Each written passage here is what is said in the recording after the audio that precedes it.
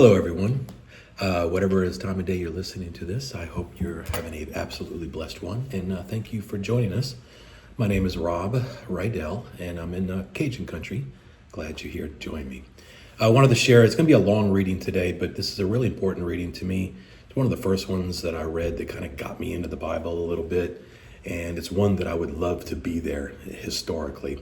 It's commonly known as the Road to Emmaus. And it's a powerful one. It's Luke 24, verses 13 through 35. The same day, two of Jesus' followers were walking to the village of Emmaus, 7 miles from Jerusalem. As they walked along, they were talking about everything that had happened.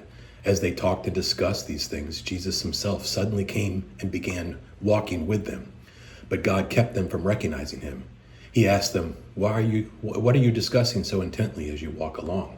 They stopped short, sadness written across their faces. Then one of them, Cleopas, replied, "You must be the only person in Jerusalem who hasn't heard about all the things that has happened the past few days." "What things?" Jesus asked. "The things that happened to Jesus, the man from Nazareth," they said. "He was a prophet who did powerful miracles, and he was a mighty teacher in the eyes of God and all the people. But our leading priests and other religious leaders handed him over to be condemned to death, and they crucified him.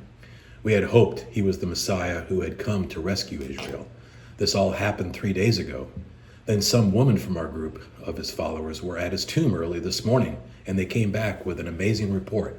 They said his body was missing, and they had seen angels who told them Jesus is alive. Some of our men ran out to see, and sure enough, his body was gone, just as the woman had said. Then Jesus said to them, 'You foolish people.'" I love it when he does that, by the way. "You foolish people, you find it so hard to believe all that the prophets wrote in the scriptures. Wasn't it clearly predicted that the Messiah would have to suffer all these things before entering his glory?" Then Jesus took them through the writings of Moses and all the prophets, explaining from all the scriptures the things concerning himself. By this time, they were nearing Emmaus and the end of their journey. Jesus acted as if he was going on, but they begged him, "Stay the night with us, since it is getting late." So he went home with them. As they sat down to eat, he took the bread and blessed it. Then he broke it, and he gave it to them. Suddenly their eyes were opened, and they recognized him. And at that moment he disappeared. They said to each other, "Didn't our hearts burn within us as he talked with us on the road and explained the scriptures to us?" And within the hour, they were on their way back to Jerusalem. There they found the 11 disciples and the others who had gathered with them, who said, "The Lord has really risen. He appeared to Peter." Then the two from Emmaus told their story of how Jesus has appeared to them as they were walking along the road, and how they had recognized him as he was breaking bread. How many times have we walked with Christ in our life and either been blinded because of our own inability to see him, or him hiding himself from us so that we can learn the lesson that he wants us to learn? Jesus is always with us, and it reminds me of that poem about the footsteps, where sometimes he's walking beside us and other times he's carrying us, but he never leaves us. Those people on the way back to Emmaus were not allowed to recognize him. I've often thought, if I had a time machine, when and where would I go? This has always been on the top of my list, to walk along with those two as they go home, feeling like the world has ended because Jesus, their rabbi, and who they thought was the Messiah, had been killed. They had no idea that Jesus had already resurrected and was walking with them and paid the price for us to save this world.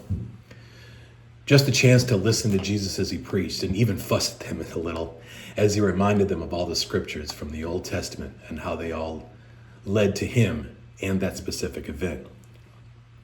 In a way, it makes me kind of jealous of how those two, they got to hear Jesus himself show them that he was the Messiah by hearing all of the explanation of the scriptures. But they were blind to him until they were able to realize who it was seconds before he disappeared.